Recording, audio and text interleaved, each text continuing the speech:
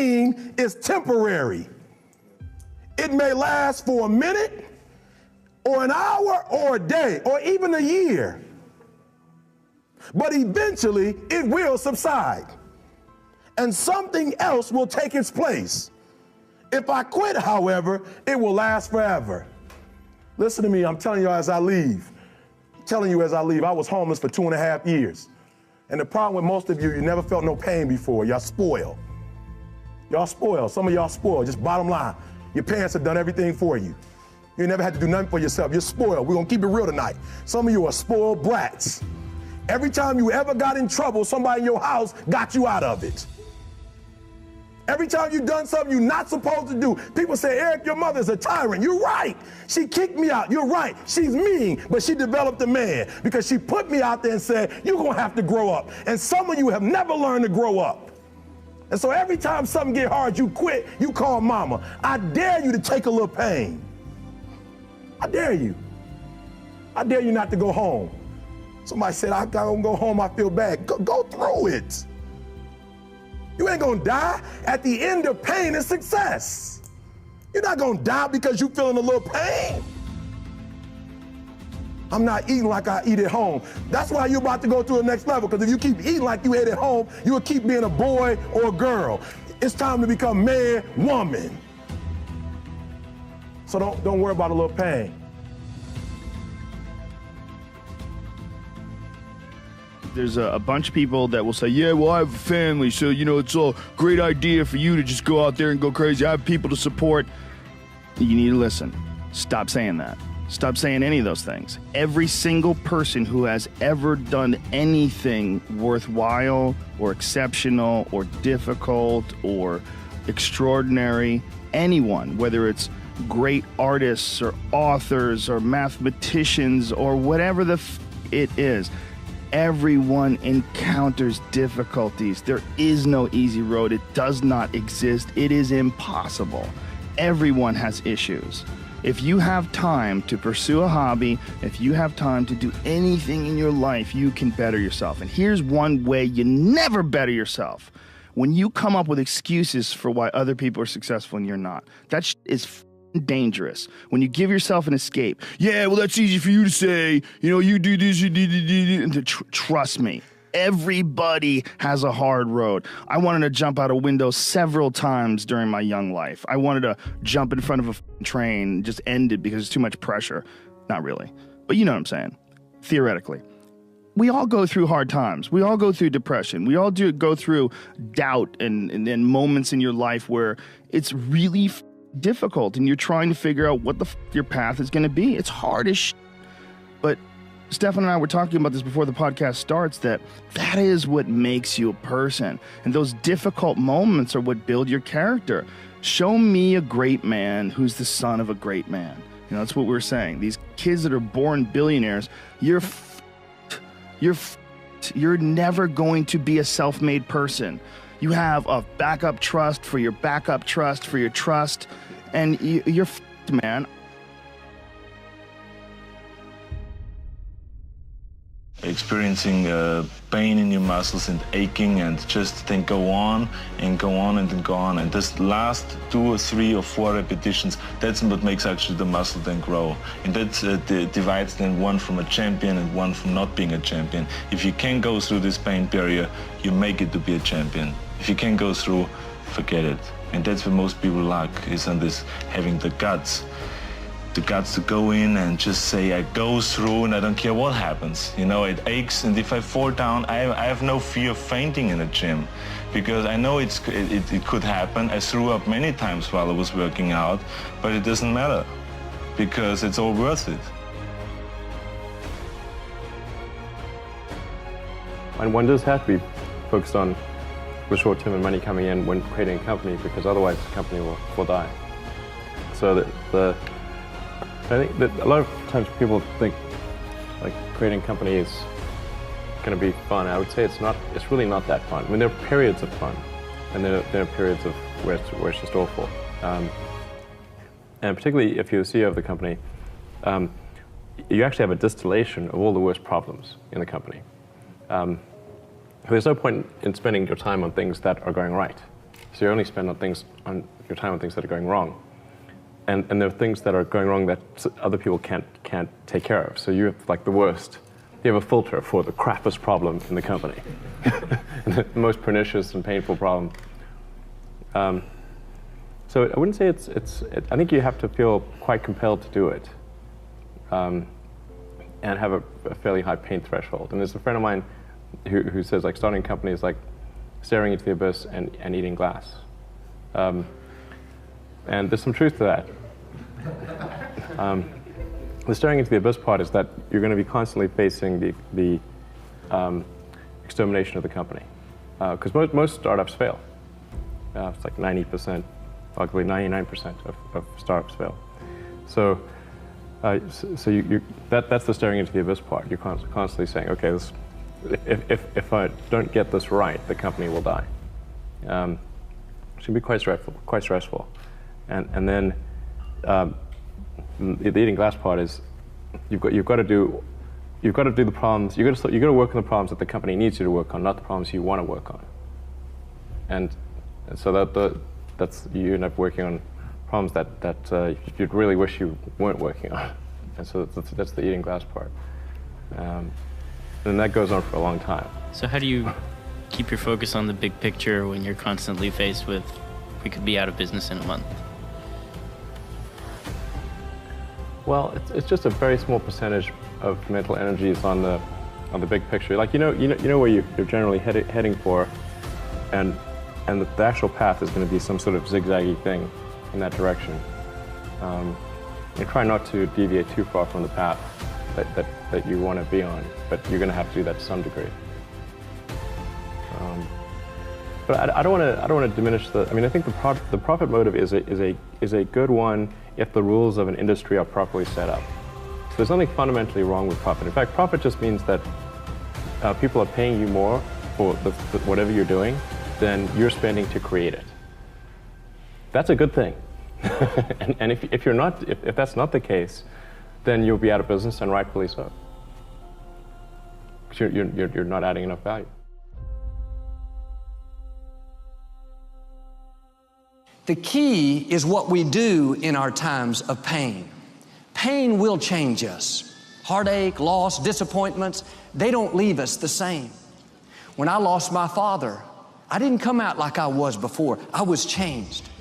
If you go through a divorce, a legal battle, a friend betrays you, eventually that will pass. You'll get through it, but you will be different. Now, how the pain changes you is up to you. You can come out bitter, or you can come out better. You can come out with a chip on your shoulder blaming God, or you can come out stronger with a greater confidence in God.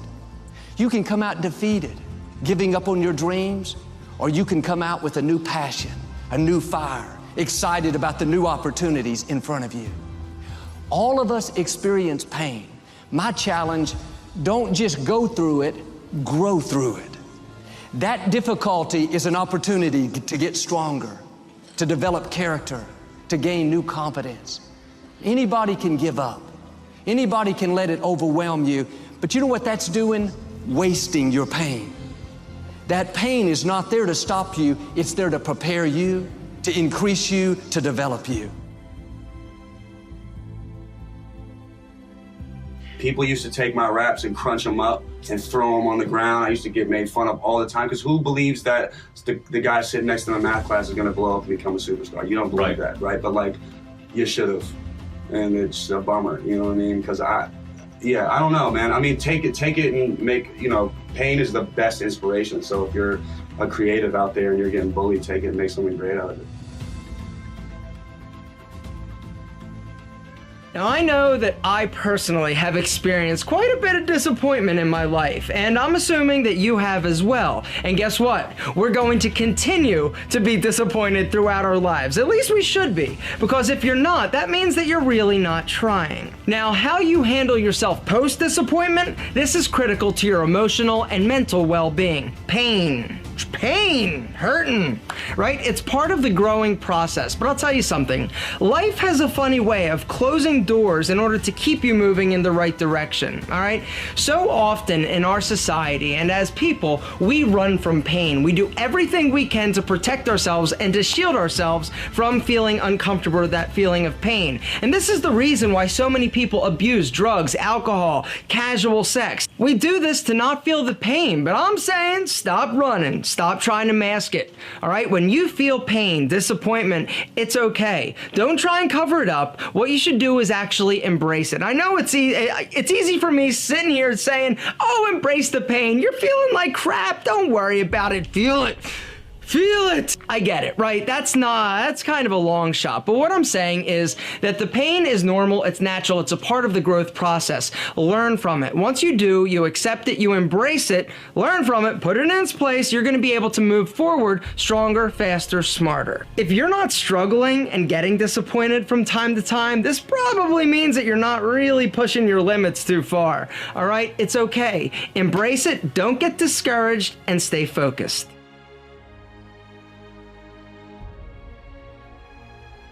Pain is a beautiful thing. Challenge is what life is about. A life without challenge, a life without pain, is a life without growth. And where there is no growth, there is stale, stagnant energy. And that's where most people live. Because most people's lives are designed around treading a path that is void of challenge. The minute they recognize challenge or pain, they move the other way. This is a primal instinct and normal and natural, but a weak perspective. Most people are bored if you ask them, what do you think about your life? Same old, same old. Every single day, what's the thing? Same day, same shit, different day. Things of this nature. That's because they're living their lives in a lie that is shrouded in comfort. It doesn't exist. They're not challenged, they're not growing, they're bored and they're better off dead. Your aliveness is found in your pain.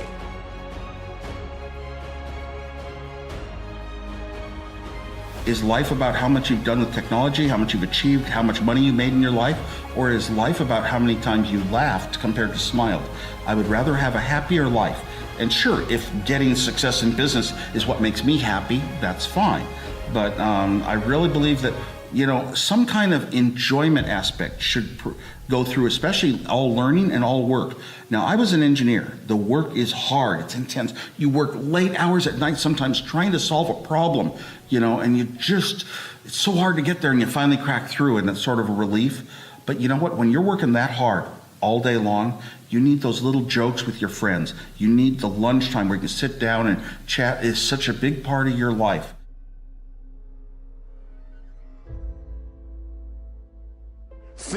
Getting things is not going to make you happy. That's good news in a tough economy. It's a good reminder. You know, it doesn't matter what you get. Doesn't matter whether it be money or opportunity.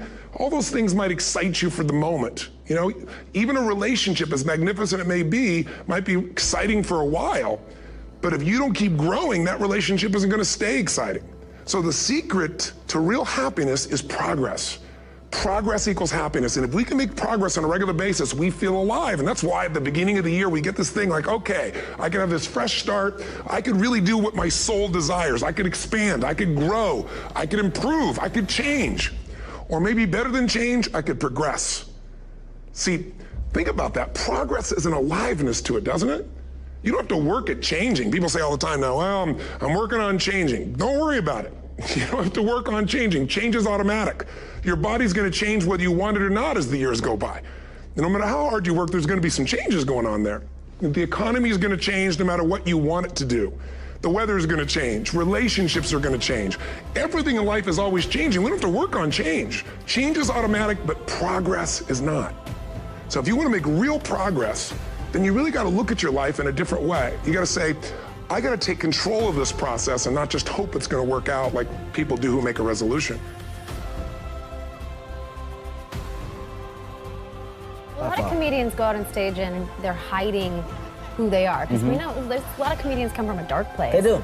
You let it all out there. I come from a happy place. Even though my place was dark, I'm happy. Yeah. I'm happy simply because I have no reason to be angry. life is too short to be angry. So the things that I do feel a certain type of way about it that I may get upset about, I let it out. I get it out on stage and I allow other people to judge it and laugh at it. And the reason why you're laughing is because I'm being honest. And I think when people can relate to that honesty. The truth is always the funniest. It is the funniest. I don't care what happens to you. There is a positive and a negative in anything that happens to you. And if you think about it after you're done being negative, I guarantee you'll laugh. I guarantee you'll laugh. I don't care how bad, how severe it is, after it's happened, when you really break down what happened. The human condition, right? Oh my goodness, you're It gonna takes laugh. some time sometimes. Well, if you really, give a couple hours. Give a couple hours. You have to own your own happiness. Take it away from other people demanding that they make you happy. Your kids are not going to make you happy. Your spouse is not going to make you happy. A big house is not going to make you happy. Own your own happiness and be responsible for doing those things that bring joy into your own heart, independently of life and people and money and all of that stuff. Right. It doesn't necessarily give you a happiness. You have to take responsibility of that peace and that joy that lives inside of your heart and not inside of your stuff.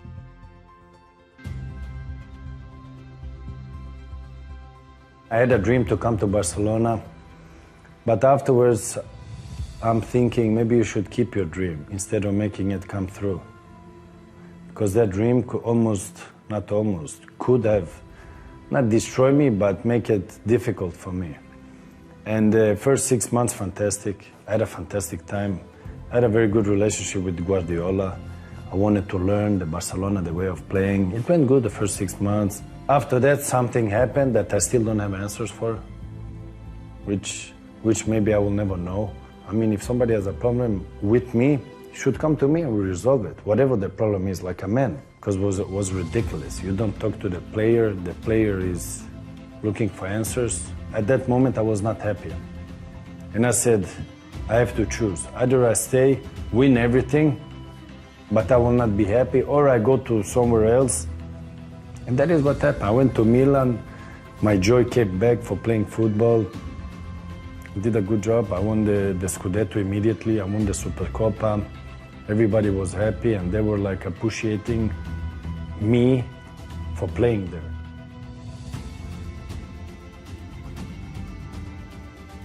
She's worried about the rent, okay? She's a single mother. She's worried about her kid. Not worried about the rent. You know, there's nothing you can do about the rent and worrying about it. That ain't gonna get you no rent.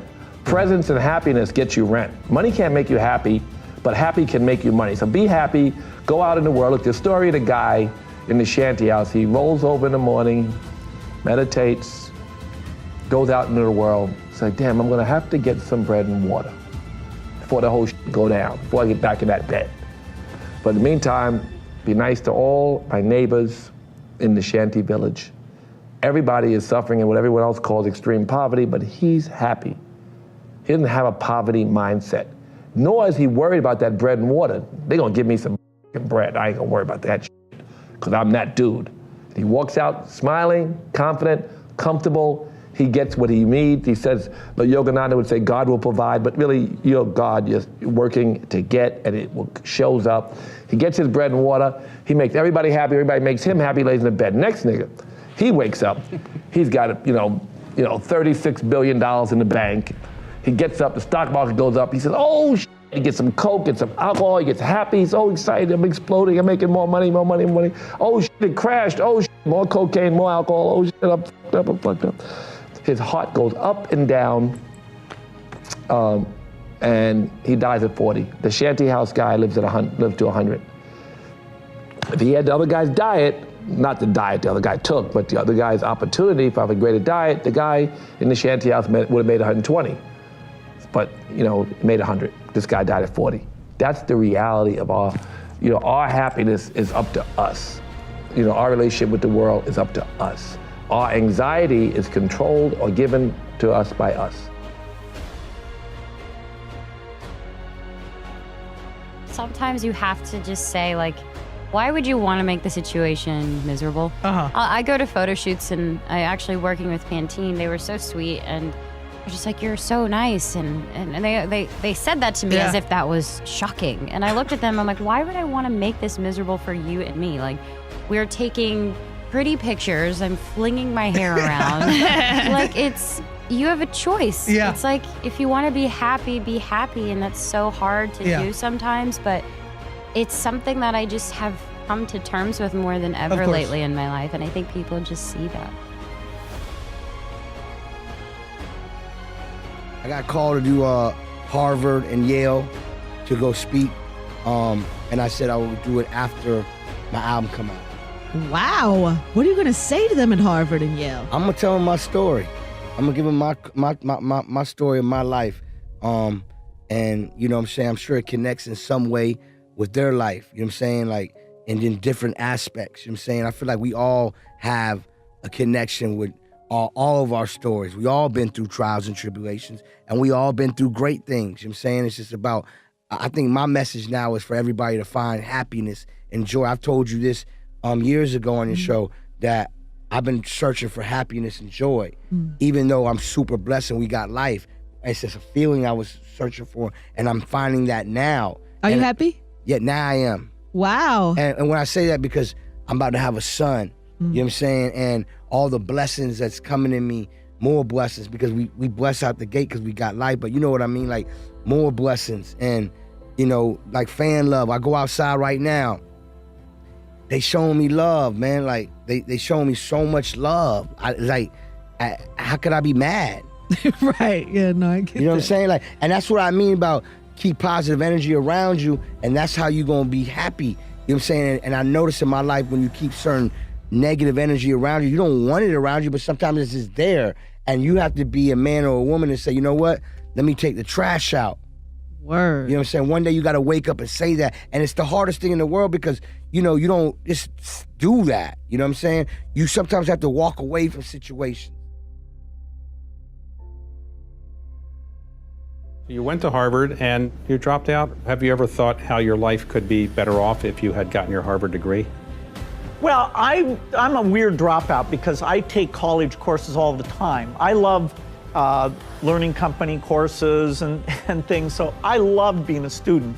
And there were smart people around, and you know, they fed you and they gave you these nice grades that made you feel smart. So I feel it was unfortunate that I didn't get to stay there, but I don't think I missed any knowledge because, you know, whatever I needed to learn, I was still in a learning mode. Look, why don't we change everything after Bruce Lee? Be myself, just me, Jackie Chan. That takes a lot of confidence. Yeah. And also, I really thank you, the producer Wu Siyuan. He said, okay, do whatever you like to do. Yeah, change, no Bruce Lee, comedy. When Bruce Lee kick high, I kick low. When Bruce Lee after punch, I do ow. No, just like normal human being. Normal when I was young, I'm fighting on the street. 1 by 1, boom, I knock somebody down. 2 by 1, I knock somebody down. 3, I run away. So in the movie, do the same thing. Everything used in the movie is my real life.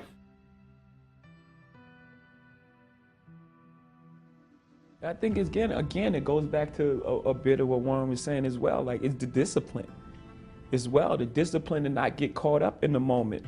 You know, music is like stocks too. You know, there's the hot thing of the moment. You know, there's this hot electro sound or the hot auto-tune voice or the hot whatever's new and exciting. And you know, people tend to make emotional decisions based on that. They don't stick with what they know. This is who I am. This is what I do. And then they, jump on this next hot thing, and it's not for you. So for me, just having the discipline and having the confidence that in who I am, and if I go into a studio and if I find my truth of the moment, there are a number of people in the world that can relate to what I'm saying, and it's gonna buy into what I'm doing. Not because it's the new thing of the moment, but because it's my genuine emotions. It's how I feel. It's how I articulate the world. And, just having the discipline and just, be yourself.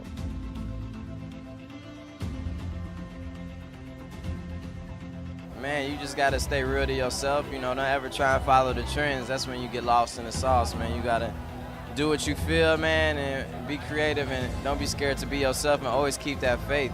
You know, I've been in the darkest times of my life, man, where I didn't know what was gonna happen, or was flat broke. Anything you could think of, man, I done been through it, and like, you know, you gotta be strong enough to make it through, and it just makes it that much sweeter when everything starts going right.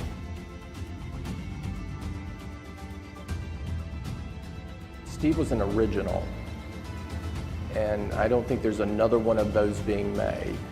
And so I've never really viewed or felt the weight of trying to be Steve. It's not who I am, and it's not my goal in life. You know, I am who I am, and I'm focused on that, and being a great CEO of Apple.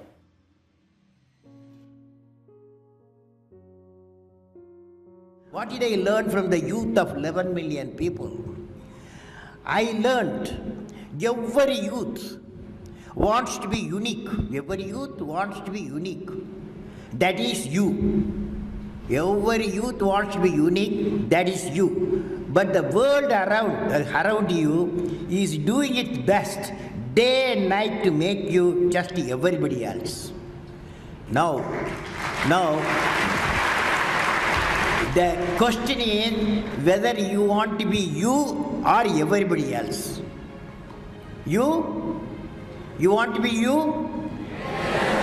Not everybody else.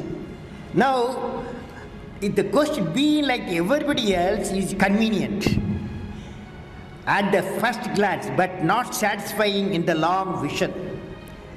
The challenge, therefore, my young friends, is that you have to fight the hardest battle. You have to fight the hardest battle which any human being can ever imagine to fight, and never stop fighting until you arrive at your destined place. That is the unique you.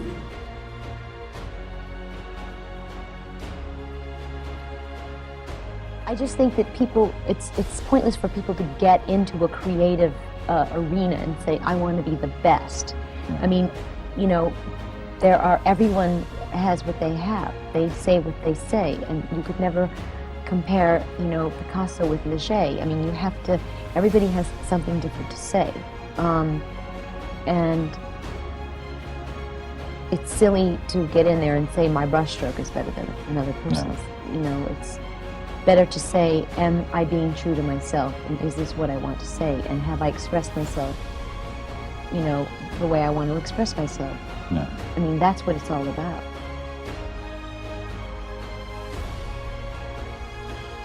If you try to be something that you are not, then obviously it's not going to work for long very well. I mean, I don't think you will enjoy your life if you just try to make other people happy and don't do what you feel is the right thing for yourselves.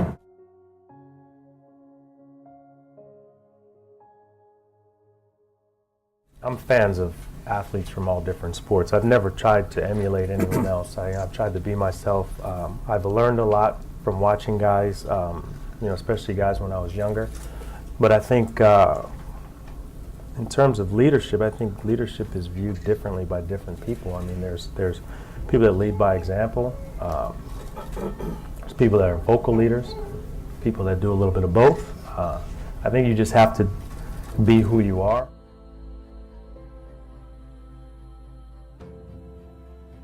I had a job out of college working for a bank for a short period of time, Mellon Bank.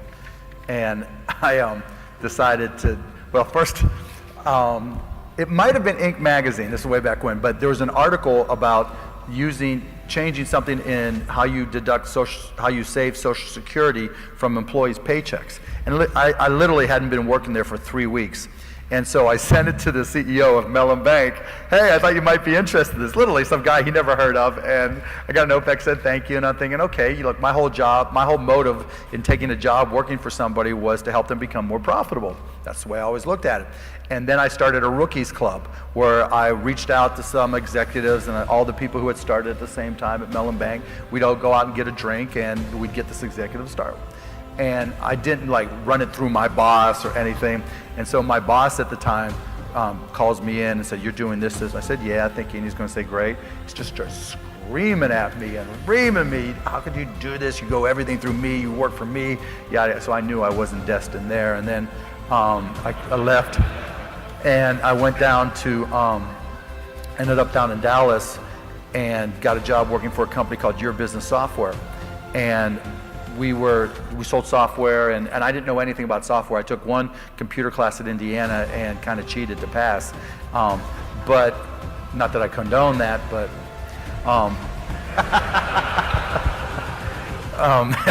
and so I had a customer, and I'd stay up all night reading. I figured, computers were new, and technology was new, this technology was new, so no one had a head start on me, because it was changing so rapidly like it is today, that if I just put in the time, I can learn as much as anybody else.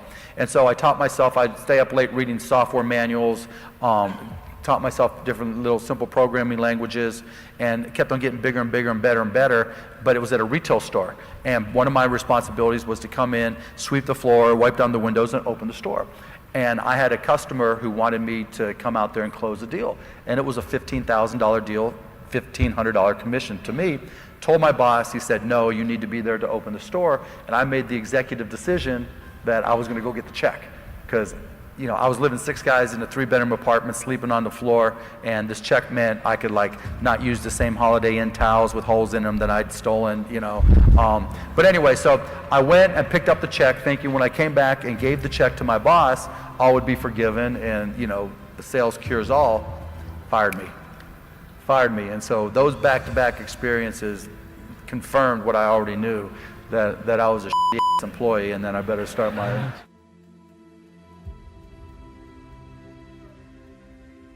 I'm sure Henry will tell you, any fighter that knows what's happening, you really can't plan a fight when you're meeting a man you've never met before, right? You just have to get your tools ready. Here's a car stops on the highway. They call the AAA or whatever and say, "My car's broke down." What it is, the lady, she don't know what's broke. Well, the man comes with all the tools, and he come equipped to handle whatever the problem is. An astronaut goes into space, and he pretends that something happens to the ship before he take off. He gets out and he works on it. He's not looking for something to happen, but it might happen. So I just had everything ready. Now, after the first round, being here with a top professional, a man so great, had so many knockouts, never been defeated, never been even scratched, I didn't know really how good he was. So I had to come in, actually a little nervous, and with everything ready. After one round of dancing, I found out that this would tire me out.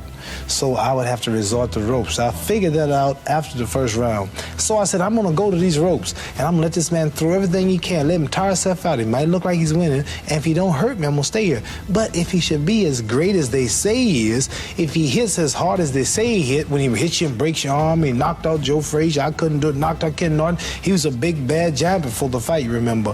Now you remember that, don't you? Yeah, I do. How bad he was? They don't say that now, but you remember he was a real bad cat the other day, right? Don't forget that.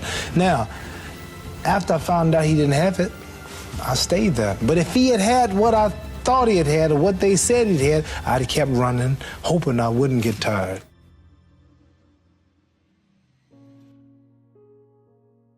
You do very strong characters in pretty much everything.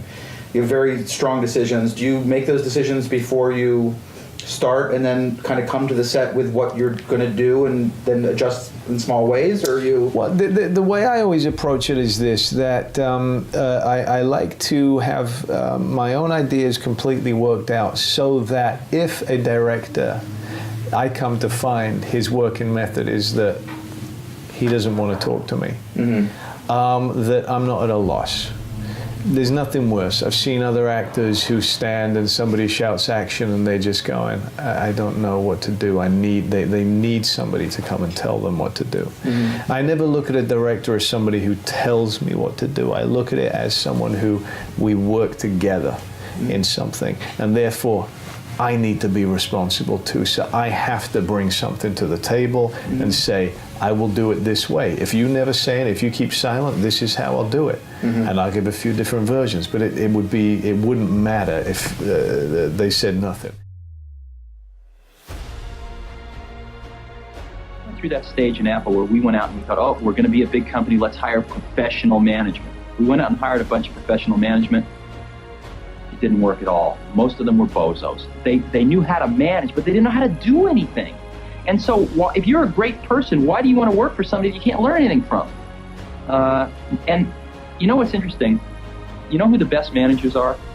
They're the great individual contributors who never ever want to be a manager, but decide they have to be a manager because no one else is going to be able to do as good a job as them. We wanted people that were insanely great at what they did, but we're not necessarily those seasoned professionals, but who had at the tips of their fingers and in their passion the latest understanding of where technology was and what we could do with that technology, and who wanted to bring that to lots of people. So the neatest thing that happens is when you get a core group of 10 great people, it becomes self-policing as to who they let into that group. So I consider the most important job of someone like myself is recruiting. The best way I came up with to affect change at Apple was by example. And that was probably more than anything else the key reason that I spent 2.5 years of my life on Macintosh, was to try by example to say, hey, here's a better way to do things. And it turns out it's worked. I mean, almost everything at Apple now has looked at the Macintosh experience and come in and said, hey, we can take a lot of these concepts and apply them, make them better in some ways, and model, every other factory we're doing now is modeled after the Macintosh factory. Every other product team that's doing new product is being modeled after the Macintosh team. The group of people that do not use quality in their marketing are the Japanese. You never see them using quality in their marketing. It's only the American companies that do. And yet, if you ask people on the street which products have the best reputation for quality, they will tell you the Japanese products. Now, why is that? How could that be? The answer is because customers don't form their opinions on quality from marketing. They don't form their opinions on quality from who won the Deming Award or who won the Baldrige Award. They form their opinions on quality from their own experience with the products or the services. And so one can spend enormous amounts of money on quality. One can win every quality award there is, and yet if your products don't live up to it, customers will not keep that opinion for long in their minds. And so I think where we have to start is with our products and our services, not with our marketing department. And we need to get back to the basics and go improve our products and services. Now again, quality isn't just the product or the service, it's having the right product. Knowing where the market's going and having the most innovative products is just as much a part of quality as the quality of the construction of the product when you have it. And I think what we're seeing is the quality leaders of today have integrated that quality technology well beyond their manufacturing, now going well into their sales and marketing and out as far as they can to touch the customer, and trying to create super efficient processes back from the customer all the way through to the delivery of the end product so that they can have the most innovative products, understand the customer needs fastest, et cetera, et cetera.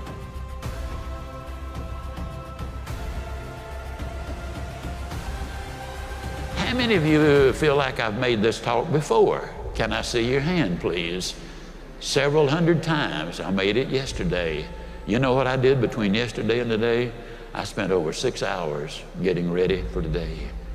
You see, I think it would be arrogant if I thought I could stand up and spit it out just because I did it yesterday or hundreds of times. That's arrogance. That's when Buster Douglas knocks out Mike Tyson. That's when an expansion team in Houston beats an established NFL team in Dallas. I dare not. Look at the people here, several thousand. I'm taking over an hour. That's several thousand hours of time. Where would my integrity be if I came here unprepared to make something, a presentation that could make a difference in your life? There is no way. You got to prepare for it, ladies and gentlemen.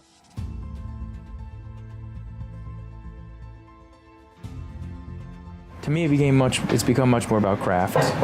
And I think actually on a smaller scale, though I think it's possible to do it on a really big scale, but I think that on a smaller scale, I think preparation is key. That I kind of went back to deciding or sort of choosing preparation over everything and the amount of time it takes when you have a lot less money to use, and you have to make choices very specifically, and they have to be kind of prepared much earlier on so that you're free in a very small period of space. You have a lot more freedom because of all the preparation that you've done.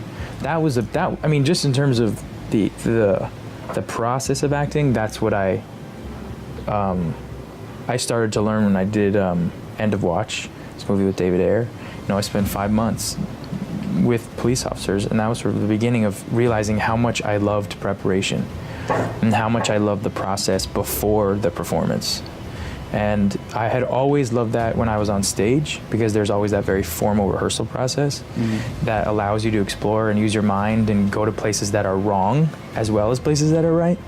And I love being wrong and right, you know, and I love people saying, that idea doesn't really work for this, you know, when I'm having an exchange with the director. I love that. I love that kind of, I'm bringing an idea and it gets vetoed or it gets accepted. Whatever it is, it's just the ability to bring ideas.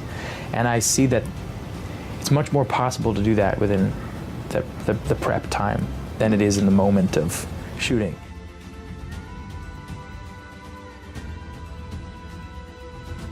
Well, management is I think is kind of a relentless process. So I guess first, like someone said to me, what changed in the crisis versus before? Nothing. It's like if you're not prepared for tough times, you can't like get prepared when times get tough. Like you need the army before the war starts. And so that means a disciplined group, they know what they're doing. The only real difference is that our risk committee used to meet once a week for a couple hours. And in the crisis, it met at 7 a.m., 12, lunchtime, 5 o'clock, 10 o'clock, 5 a.m. if it had to, 24/7 for 6 straight months. And we didn't say, it wasn't very formal. We said, hey, if you got a problem, go to the meeting and bring the people you got to have. And everyone shares the reports and shares the information, tries to react very quickly.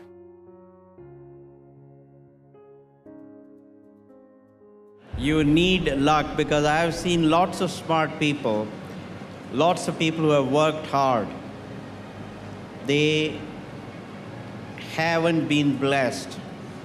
And you need luck. But at the same time, let's remember Louis Pasteur's words that God favors the prepared mind. So you have to be prepared to take advantage of that luck. Luck you need, but be prepared to seize that luck.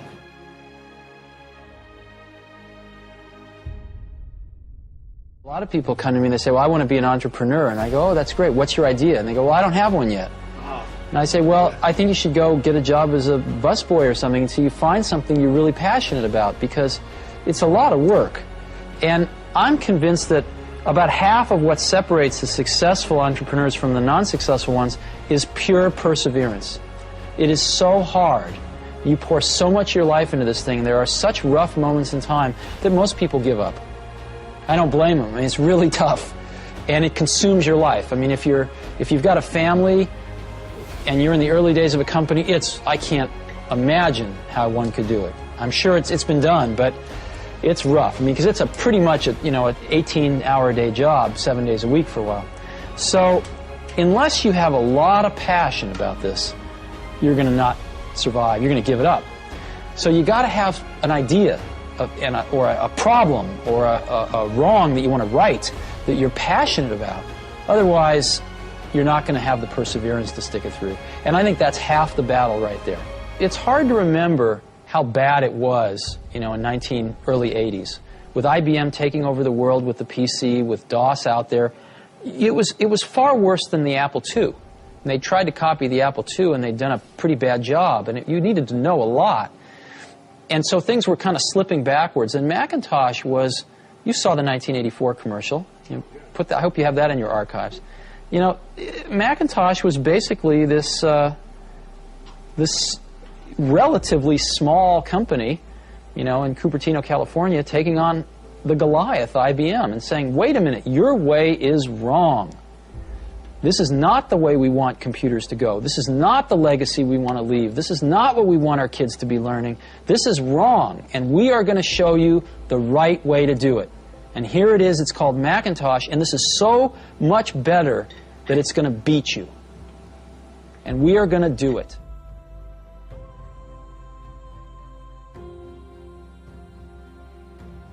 If you're gonna get into something, you got to be prepared, and you got to do something big, and you gotta, I feel like this Power record with me and Lil Wayne, it's definitely a statement record. But it's just real. It's timing. You know, I mean, I tell you all the time, I ain't on my time. We on God's time. Absolutely. So how LeBron James or one of them feel when they're in the gym? You got to go practice. Work on your jump shot. You know, work on your game. I feel like artists now need to spend that time in the studio than just partying all day.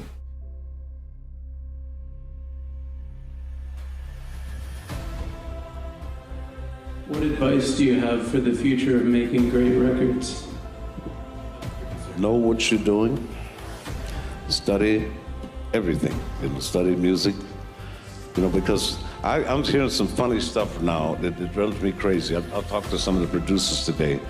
We were doing an amazing project in Rabat, Morocco last year. We had all of the #1 singers in the Arab Spring, Libya, Egypt, Jordan, Aleppo, Damascus, everywhere. And we were recording over there, and I'm calling no names over there. And I said, do you read music? He said, yeah, I used to, but I forgot. Give me a break, man. You don't forget how to read music.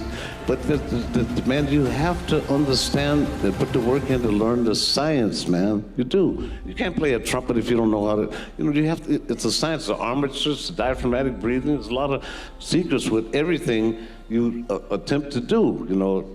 Retrograde, inversion, and counterpoint. It's been, I say, there's only 12 notes, man, so you can figure out what you have to do to get your own sound. You have to do that through rhythm, melody, and harmony. And you have to do a lot of research to figure that out. You know, you have to know what's going on. You have to understand, I don't know, Ravel and Alpenberg and Basie and Duke and Bo Diddley and Melly Mel and Ludacris and Drake and all of them. Come on, man. You know, it's doing your homework, man. That's all I can say. Prepare yourself, because my thing was, my biggest fear, and I don't play with that word at all, was to get a great opportunity that I'm not prepared for. So when Frank Sinatra called me, man, I was ready for him. I'm telling you. And he tests me. He really, Ray Charles too, because those guys are rough, man. Billy Eckstine, Ray Charles, Frank Sinatra, they will kick your booty, you know. And he'd say to me, in the first, we'd do an arrangement at Capitol Studios, he'd say, Q, that first 8 was a little dense. I said, no problem, man. And I put all the trumpets and the harmony mutes, pull the stems out, transfer the saxophones to the alto flutes and stuff like that. Let's go. He was testing me. He only did it 3 times. And after that, he said he knows what he's doing. And because I was ready for it. And that's the biggest compliment, man, and accomplishment you can have in your life, is to say, I got my stuff together. I got my shit together.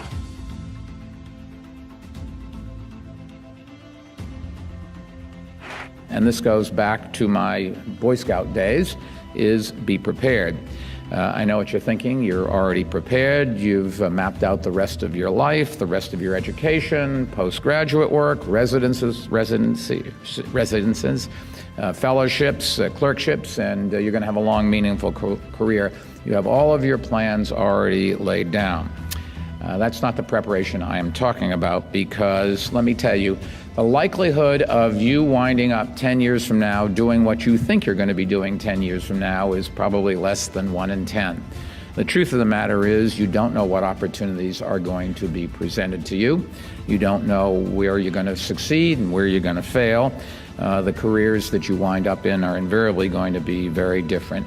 So what I would do is I would focus on how I interact with people, how I approach problems. I would get involved in government. If you want to go into public service, I would recommend you first become a billionaire, but that's another issue.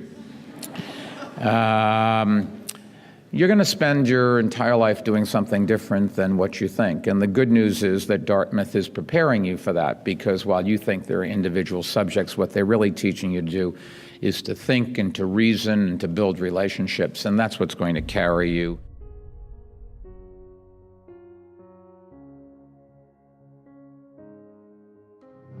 When this whole thing with Gizmodo happened, I got a lot of advice from people that said, you've got to just let it slide.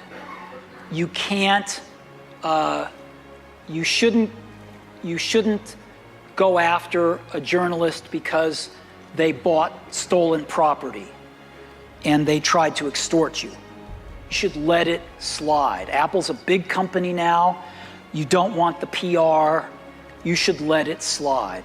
And I thought deeply about this, and I ended up concluding that the worst thing that could possibly happen as we get big and we get a little more influence in the world is if we change our core values and start letting it slide.